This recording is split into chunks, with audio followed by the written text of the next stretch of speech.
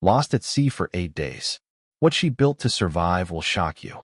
When Maya Chen's sailboat started taking on water 47 miles from the nearest shore, she had exactly 11 minutes to make a decision that would determine whether she lived or died. The storm had come out of nowhere. One moment the Pacific was glass smooth under the afternoon sun. The next it was a churning nightmare of 30-foot swells and sideways rain. But it wasn't the storm that was going to kill her. It was the hole in her hull, growing wider with every wave that slammed against the fiberglass. Welcome to Heartfire Obsession. Don't forget to like and subscribe to the channel because this story of survival and ingenuity will change the way you think about what the human mind can accomplish when there's no other choice. The journey that wasn't supposed to happen. Maya was a software engineer, not a sailor. She'd bought the 28-foot sloop 6 months ago on impulse after her startup failed and her engagement fell apart in the same devastating week. Everyone said she was having a breakdown. Her mother called it throwing your life away. Her ex-fiancé Jake had laughed when she announced she was sailing solo to Hawaii.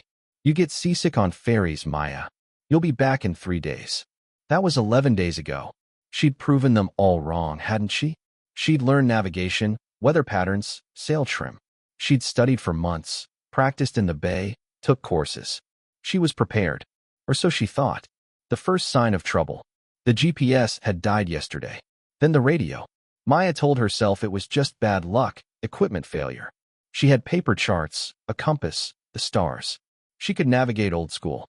That's what real sailors did, right? But when she'd gone below to check her position this morning, she'd found water sloshing in the bilge. Not much, just an inch or two. Probably rain that had gotten in through a hatch. She'd pumped it out and forgotten about it. Until the hull split open. It happened so fast. One wave, bigger than the others, lifted the boat and dropped it into a trough. Maya heard the crack, sharp and final, like a bone breaking. Then the ocean started pouring in through a 2-foot gash just above the waterline on the starboard side. 11 minutes to live. The boat listed immediately, the weight of the water pulling it down on one side.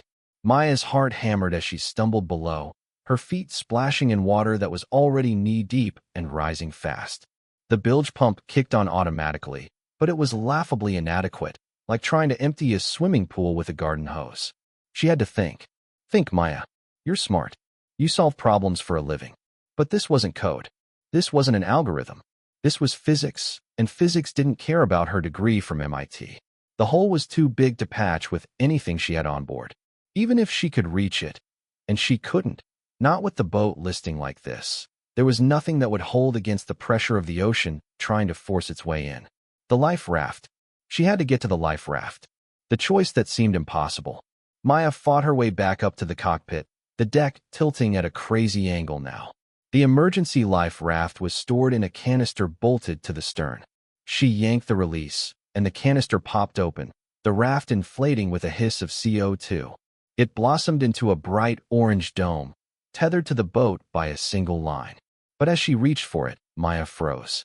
Inside the cabin, in a waterproof case under her bunk, was everything. Her laptop with 3 years of work, a new software project that could rebuild her career, her mother's jewelry, the only photos she had of her grandmother, and something else, something she'd brought that no one knew about. Jake's research. Before he'd been her fiancé, Jake had been her research partner. They'd been developing an algorithm together, something revolutionary in water desalination. Then the startup failed, and Jake took the research to a competitor. He'd cut her out completely, claimed it was all his work. But Maya had kept copies. Evidence. Proof. It was her ticket back into the industry, her chance to prove he'd stolen from her. If she left it on the boat, it would sink to the bottom of the Pacific, and she'd have nothing. The impossible calculation. The boat was going down. Maya could feel it settling lower with every second, the waterline creeping up the hull. If she went below to get the case, she might not make it back up. The cabin was flooding fast, and if she got trapped down there. But if she didn't get it, everything she'd lost, her career, her credibility, her future, it would all stay lost. Forever. She had maybe 2 minutes. Maybe less. The decision. Maya's hands were shaking as she clipped her safety harness to the jackline and started down the companionway stairs. The water was chest-deep now, dark and cold, filled with floating debris. Her charts, her books, her supplies, all of it swirling in the cabin like some kind of nightmare soup. She took a breath and dove under. The waterproof case was exactly where she'd left it, bungeed to the underside of the bunk. But the bungees were tangled, and her fingers were already going numb from the cold. She yanked at them, panic rising in her throat as her lungs started to burn. Come on, come on, come on. The case came free. Maya kicked toward the surface, breaking through with a gasp. The cabin was darker now, the portholes nearly underwater. The boat was going down fast. She clutched the case and fought her way back up the tilting companionway, her legs burning, her breath coming in ragged sobs. She made it to the cockpit just as a wave crashed over the stern. The boat shuddered, and Maya felt it start to slide backward, the stern sinking first. She had seconds, maybe less. The jump that changed everything. She didn't think. She just moved. Maya threw the case into the life raft, yanked the knife from her belt, and cut the tether line. The raft immediately started to drift away from the sinking boat. She dove after it, hitting the water hard, the cold stealing her breath. Her safety harness snapped taut. She was still clipped to the boat. No, no, no, no. The boat was pulling her down. Maya fumbled for the release clip on her harness, her fingers clumsy and desperate. Behind her, she could hear the horrible sucking sound of the boat going under. The stern was completely submerged now, and the bow was rising out of the water at a steep angle. The clip released. Maya swam with everything she had, fighting against the current created by the sinking boat. The life raft was 10 feet away, then 5. Her hand closed on the rope handle, and she hauled herself up and into the raft, collapsing in a shaking, gasping heap. She looked back just in time to see her boat, her home for the past 11 days, her escape, her new beginning, slip beneath the waves without a sound. Alone, Maya lay in the bottom of the life raft, staring up at the storm-dark sky, her chest heaving. She was alive. She'd made it. But as the reality of her situation started to sink in, that small victory felt hollow. She was alone, in a life raft, in the middle of the Pacific Ocean, with no radio, no GPS, and no way to call for help. The storm was getting worse, the waves growing higher, and she had no idea where she was or how far she'd drifted off course. The waterproof case sat beside her, still sealed. She'd risked her life for it. Maybe it would be worth it. Maybe she'd live long enough to find out. But right now, in this moment, with the ocean heaving beneath her and the rain hammering down, Maya Chun had to face an impossible truth. She might have saved her future, but she'd just lost her only way home. And the storm wasn't done with her yet. When the sun set on Maya's first night in the life raft, the storm was still raging, and she'd already thrown up twice from seasickness. The emergency supplies in the raft included a first aid kit, signal flares, a hand-operated desalinator, emergency rations, and a survival manual written by someone who'd clearly never actually been stranded at sea. Remain calm and conserve energy, it said. Easy to write. Impossible to do when every wave felt like it might flip you into the dark water. But Maya wasn't thinking about the manual. She was thinking about the one thing the raft didn't have: fresh water. The desalinator was hand-pumped, designed to filter seawater through a reverse osmosis membrane. In theory, it could produce about a liter of drinking water per hour. In practice, after 20 minutes of pumping, Maya's arms felt like they were on fire, and she'd produced maybe half a cup of brackish liquid that tasted like sadness and regret. The problem nobody talks about. The survival manuals all say the same thing. You can survive 3 weeks without food, but only 3 days without water.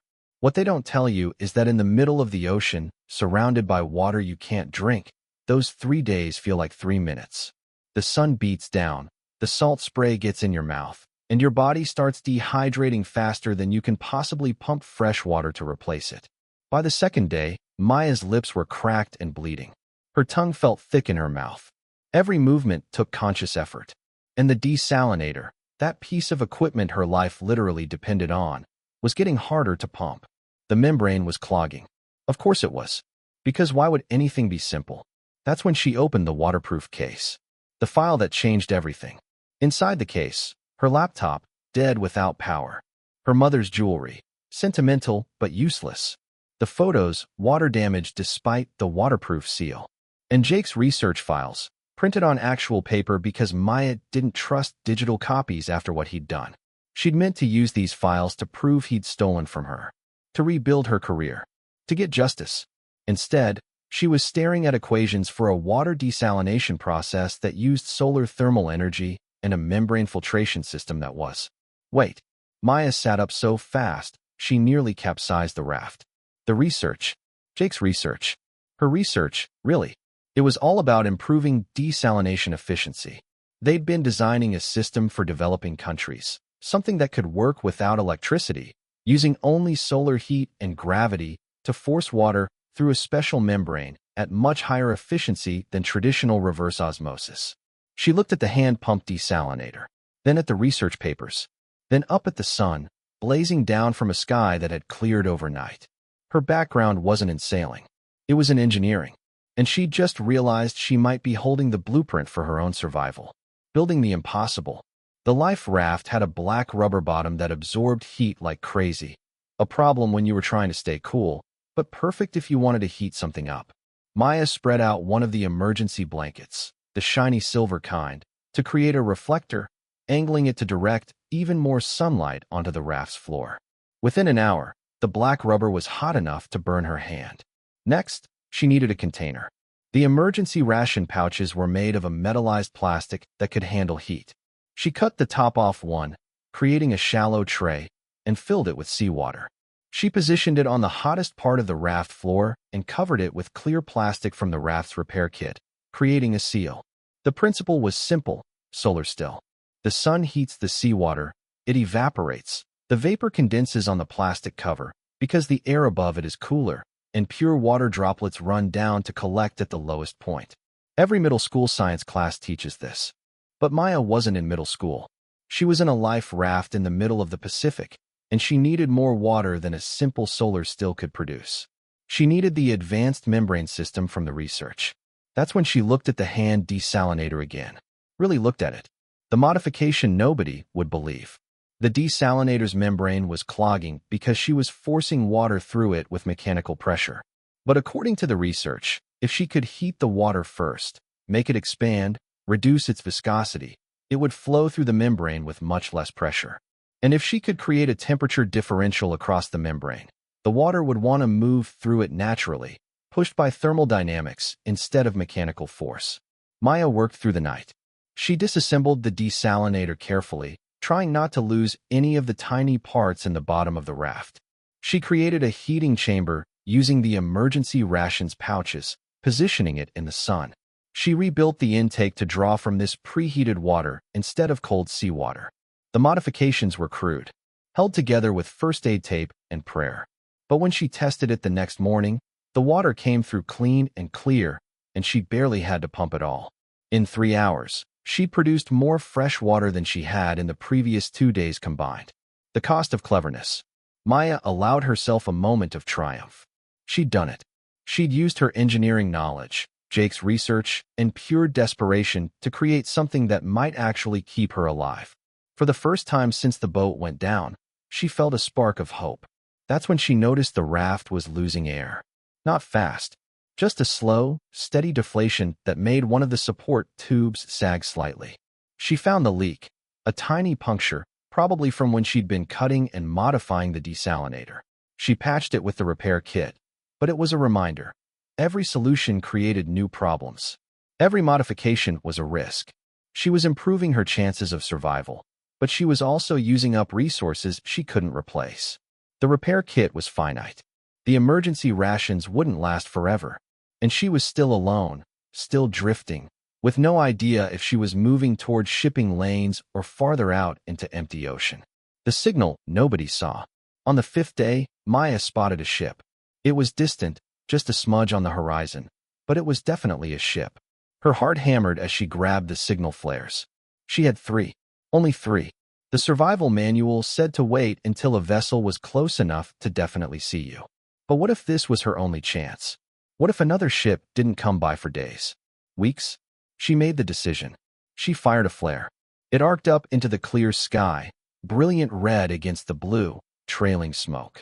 Maya waved her arms, screaming even though she knew they couldn't hear her. The flare reached its peak and started to fall, still burning bright. The ship kept going. Didn't change course. Didn't slow down. They hadn't seen her.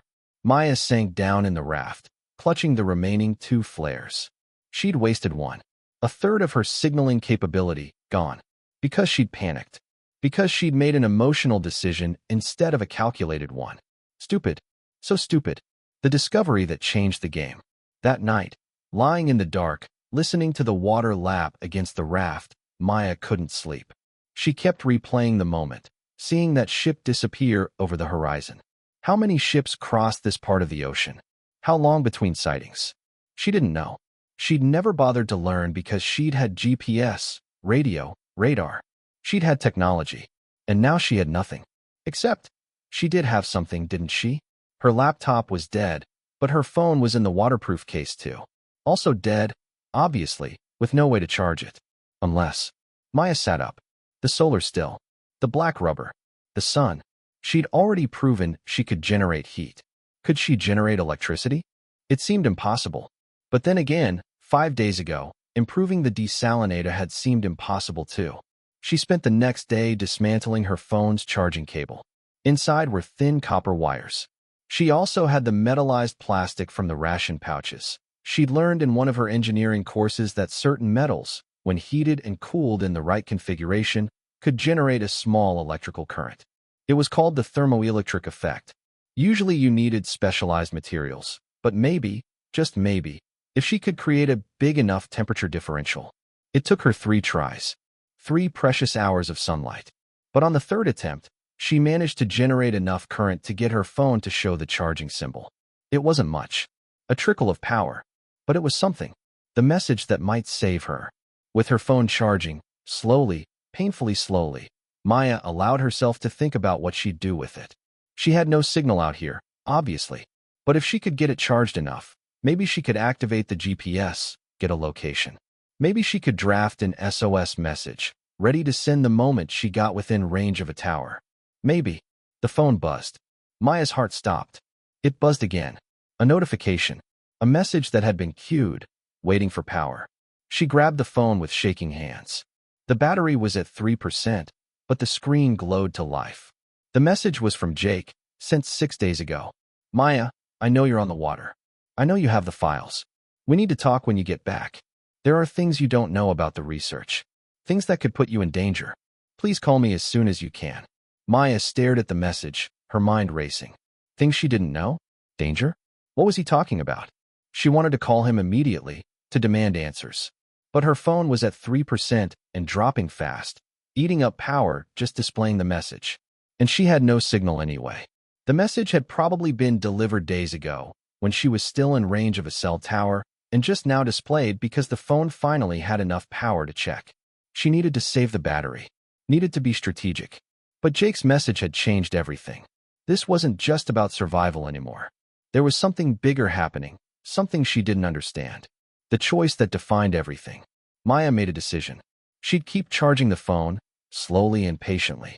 She'd ration her flares, waiting for the perfect moment. She'd keep improving her desalination system, keep collecting water, keep surviving. And when she finally got rescued, when, not if, she'd find out what Jake meant, what danger he was talking about. But first, she had to make it through another night. Another day, however many it took. Because Maya Chen hadn't risked her life to save those research files just to die before she could use them. She'd proven she was smarter than everyone thought. More capable, more resilient. And she was going to prove it again. As the sun set on her 6th day adrift, Maya looked out at the endless ocean and made herself a promise. She would survive this. Not because the rescue would come, but because she would make it happen herself. The question was, would she figure out what Jake's warning meant before it was too late? On the 8th day, another storm rolled in, but this time, Maya was ready for it. She'd spent the previous days refining her systems, testing, and improving. The desalinator was producing clean water faster than she could drink it. Her phone was charged at 23%, carefully rationed and turned off to preserve battery. She'd even managed to catch a small fish using a makeshift hook created from a bent safety pin and line from the first aid kit. But the storm brought something she hadn't expected, debris. At first, it was just floating garbage, a plastic bottle, some tangled fishing net. Then she saw the container. A bright blue shipping container, half submerged, rolling in the heavy swells about 50 yards away. Maya's heart raced. Shipping containers didn't just float alone in the middle of the ocean. They fell off cargo ships, which meant there was a shipping lane nearby, which meant rescue might actually be possible. The risk that changed everything. The container was drifting away from her, pushed by the same current that was pushing the raft. If she wanted to reach it, to see if it held anything useful, or to use it as a larger, more visible platform, she'd have to paddle hard, in rough seas, with waves that could easily flip her raft or separate her from it forever. Every instinct screamed at her to stay put, to stay safe. The survival manual said never to leave your vessel, even a life raft. But Maya had already proven the manual didn't know everything. She made a decision. Using the emergency oars, little more than plastic boards, she started paddling. Her arms burned. The raft fought her with every wave. But slowly, agonizingly, she closed the distance. When she finally reached the container, she saw that its doors were partially open, the locking mechanism broken.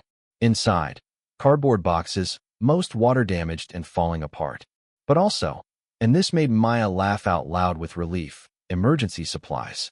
The container had been carrying humanitarian aid, water purification tablets, thermal blankets, canned food, and most importantly, a waterproof emergency radio beacon. The discovery that explained everything. Maya activated the beacon immediately, her hands shaking. It was designed to transmit a distress signal on international emergency frequencies. If a ship or aircraft was within range, they'd pick it up. She had no way to know if it was working, no confirmation, but she set it up and let it run. Then she started exploring the rest of the container. In one of the less damaged boxes, she found something that made her freeze: technical manuals, printed documentation for water purification systems, and attached to one manual, a shipping manifest. The manifest was addressed to a research facility in New Zealand. The equipment was part of a project studying advanced desalination techniques. And at the bottom of the page, in small print, was a name she recognized: Dr. James Keller, Jake's new employer. Maya's mind raced. This couldn't be a coincidence. This container, floating in the middle of the Pacific, carrying research equipment related to the exact work she and Jake had been doing? She pulled out her phone, 22% battery now, and looked at his message again. There are things you don't know about the research. Things that could put you in danger. The truth that made everything clear. Maya spent the next hour going through every box she could access, piecing together a picture that made her blood run cold. The research she and Jake had developed wasn't just about helping developing countries. It was valuable, commercially valuable, worth millions if it could be scaled up and patented. When their startup failed, Jake hadn't just taken the research to a competitor. He'd sold it to a company that was using it to monopolize water purification technology in the Pacific region. And based on the documents in the container, they were willing to do whatever it took to protect that monopoly, including suppressing competing research. The sailing trip, her boat, the equipment failures. Maya's stomach dropped. What if it hadn't been bad luck? What if someone had sabotaged her GPS, her radio? What if they'd wanted her to disappear, to eliminate the only other person who could prove the research was stolen? It seemed paranoid, crazy. But she'd also just found a shipping container full of related equipment floating in the middle of nowhere. Coincidences didn't work like that. The signal that saved her life. The emergency beacon had been transmitting for 3 hours when Maya heard the helicopter. At first, she thought she was hallucinating. The sound was so faint, so impossible.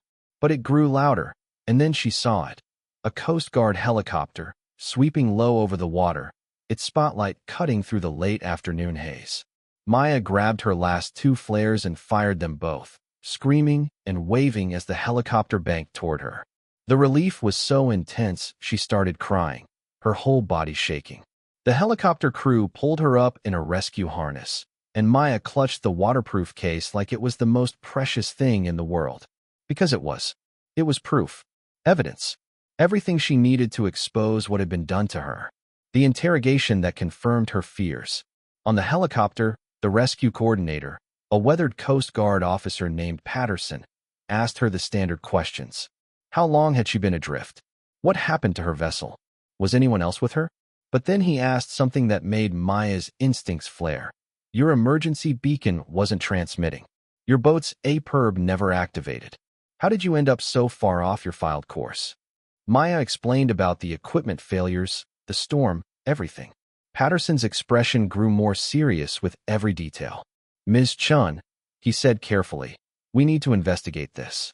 Equipment doesn't just fail like that on a well-maintained vessel, especially not multiple systems.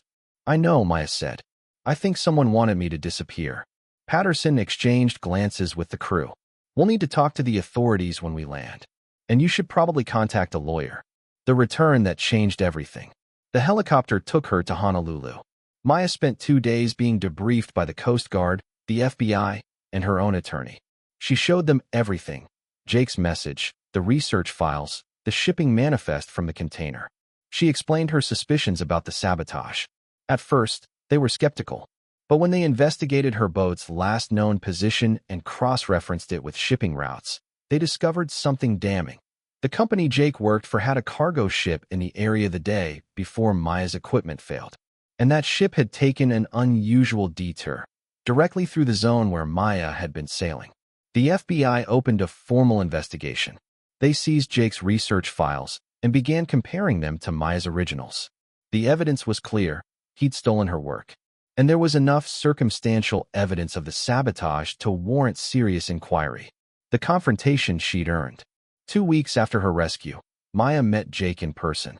Not by choice. The FBI wanted her present during questioning. He looked terrible. Older. Scared. I'm sorry, were the first words out of his mouth. Maya, I'm so sorry. I never thought they'd actually try to hurt you. I thought they were just going to. He stopped, his lawyer shooting him a warning look. Going to what? Maya demanded. Scare me? Make me give up? Let me die. I didn't know about the boat, Jake said, his voice cracking. I swear I didn't know. When I heard you were missing, when they said your emergency beacon never activated, his face crumpled. I knew. I knew they'd done something. That's why I sent the message. I was trying to warn you, but it was too late. Maya stared at him. Part of her wanted to scream, to rage at him for what he'd done. But another part, the part that had survived 8 days at sea through pure determination and ingenuity, just felt tired. You stole my work, she said quietly. You betrayed me. And people tried to kill me because of it. I know.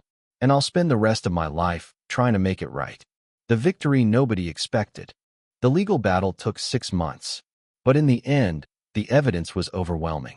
The company Jake worked for settled out of court, paying Maya an amount that made her lawyer grin like a shark. The patents for the desalination research were returned to her name. And Jake, who testified against the company in exchange for immunity, lost everything. His job, his reputation, his future in the industry. Maya could have felt satisfied with that.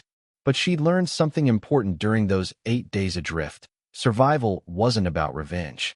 It was about what you built afterward. The legacy of 8 days. 1 year after her rescue, Maya stood on a beach in the Philippines, watching as local villagers activated the water purification system she'd designed. It used the principles she'd developed in that life raft: solar thermal energy, improved membrane filtration, minimal mechanical pressure. It could produce clean drinking water for 500 people using nothing but sunlight and seawater. The villagers cheered as the first pure water flowed from the system. Children ran to fill cups, drinking deeply and laughing. An elderly woman approached Maya, taking her hands and thanking her in broken English. Maya thought about her life before. The failed startup, the broken engagement, the desperate flight to sea that had nearly killed her. All of it had led to this moment. To using her ingenuity not for profit or revenge, but to help people who needed it most. The truth she'd learned. That night, sitting on the beach and watching the sunset, Maya reflected on what she'd survived. Not just the ocean, not just the sabotage, but her own doubts. The voices that had told her she wasn't good enough, smart enough, brave enough. She'd proven them all wrong. Not by being the best sailor or having the best equipment, but by refusing to give up, by using her mind when her body wanted to quit, by solving impossible problems with whatever resources she had. The research files that she'd risked her life to save, she'd made them open source. Anyone could use them now. Water purification systems based on her designs were being built in a dozen countries. She'd turned her stolen work into a gift for the world. The beginning of everything else. Maya's phone buzzed. She'd gotten much better about keeping it charged. A message from Patterson, the Coast Guard officer who'd coordinated her rescue. Saw the news story about the Philippines project. Proud of you, Chun. You turned 8 days of hell into something amazing. That's what real survival looks like. She smiled and typed back, I learned from the best. Thank you for pulling me out of the ocean. You pulled yourself out, he replied. We just gave you a ride. And he was right. She had pulled herself out. Through ingenuity, determination, and the refusal to accept that she was beaten. Maya Chun had sailed into the Pacific running from her old life. She'd almost died out there. But she'd come back stronger, smarter, and more certain of who she was than she'd ever been before. The ocean had tried to kill her. Instead, it had taught her that the human mind, creative, resourceful, relentless, was the most powerful survival tool that existed. And that some ideas were worth dying for. Or even better, worth living for.